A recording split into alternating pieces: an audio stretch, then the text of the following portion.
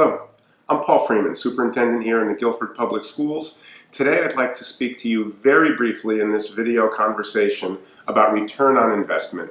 I'd like to talk to you just a little bit about how our Guilford students perform and compare that to the investment that we make in that performance. There are many ways to measure the success of a school or a school system or students in those schools. Quite honestly, the measures that I most rely on are really difficult to quantify. Learning is a complex process. School systems are complicated organizations, and how students and schools perform is very difficult to measure. But some of the easiest ones to talk about include standardized test results, rankings, and ratings by independent organizations as well as by the state of Connecticut. While those are not my favorite measures, those are the ones that I'd like to talk to you about today as we discuss this return on your investment in the Guilford schools. Let me start with performance. Let me start with some of those assessment measures. Currently, in the state of Connecticut, we have shifted to a new required annual assessment, the Smarter Balanced Assessment. The state of Connecticut now requires that we administer this assessment to all of our students in grades 3 through 8 annually. We have now delivered that assessment for the second time. When we look at our results on that assessment, you should know and you should be proud that your Guilford students perform exceptionally well. When Connecticut breaks those scores out, we don't necessarily look at Guilford students compared to the whole state. We look very closely at what we refer to as a demographic reference group. We look at 20 other communities that are similar to our Guilford community. It's a competitive group. We are clustered in what is known as the demographic reference group, or DERG B. That's not the most affluent or the most competitive grouping in the state of Connecticut, but it's very near the top. Of those 21 communities, when you look at how our 3rd through 8th graders performed on the English language arts component, how well they read and write, we performed at the very top. We were the top rated school system on that assessment. When you look at those same students and how they performed on their mathematics work, we were the 7th highest rated school system of those 21 communities. When you look at our high school students, we don't use the Smarter Balanced Assessment. We now rely on the SAT, the Scholastic Aptitude Test. That's administered to our 11th graders every year, and that's a test that many of you are still familiar with.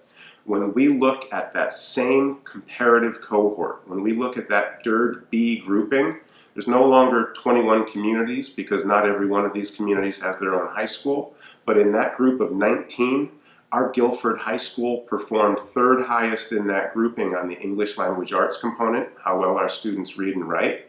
And when you look at our mathematics performance, we performed 8th overall out of those 19 school systems. Connecticut is currently moving to a new system of rating and ranking schools. And while I'm not particularly a fan of rating and ranking schools, and in fact, while I've encouraged the state to do a more broad-based report card, since that rating exists, I'm going to mention it today. The Accountability Index looks at performance on these standardized assessments, but it also looks at a number of other measures, in fact 10 other measures that include attendance rates, that include graduation rates, that include placements post Guilford High School. Do our students go on to 2- or 4-year institutions for either academic or vocational training?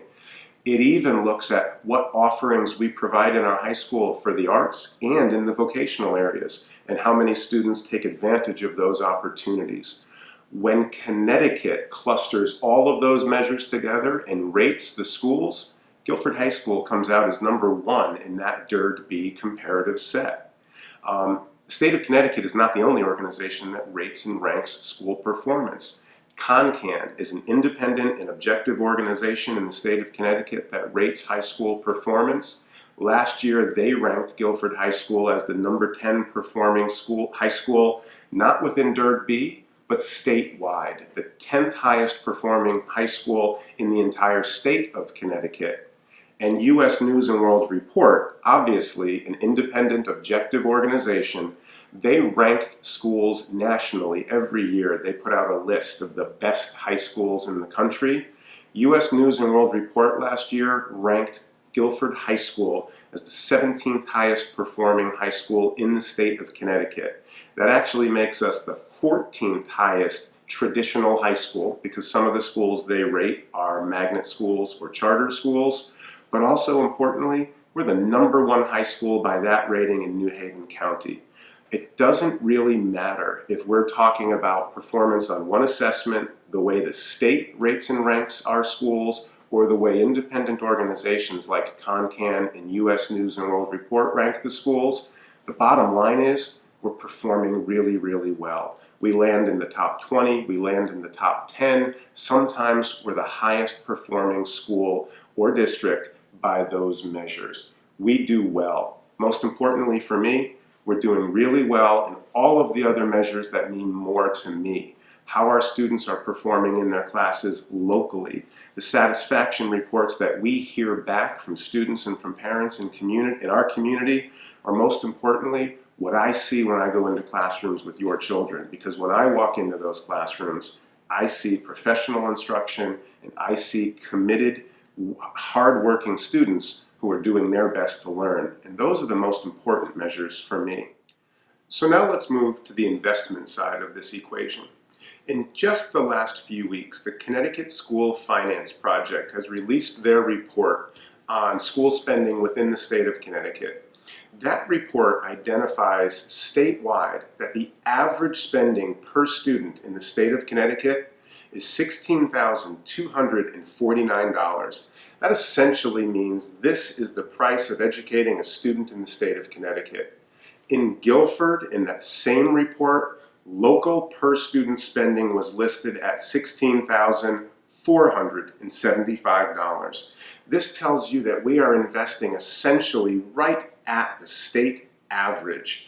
If we were to rank our school spending in the same way that I have ranked our academic performance for you, we would be coming in between 80th and 90th in the state out of 169 communities. Our spending is right at the average level, but our performance is far, far from average. None of that is to suggest that we don't recognize or value the importance of this investment. We know that spending on the education of our children is the single biggest expense, the single biggest investment that the Guilford community makes. We want you to know that we appreciate that investment. We know that it is the support of this community, the support of our families, and the hard work of our students that creates the performance that I've been talking about. But we're incredibly proud of the way that we are able to leverage that support and get these kind of performance numbers at the level that we invest. Essentially what we're saying is we're providing a great return on your investment. Please continue to support the schools, and please know that we will continue to work hard to do the best we can for every child with every dollar that Guilford sees fit to send into our schools. Thank you for listening today.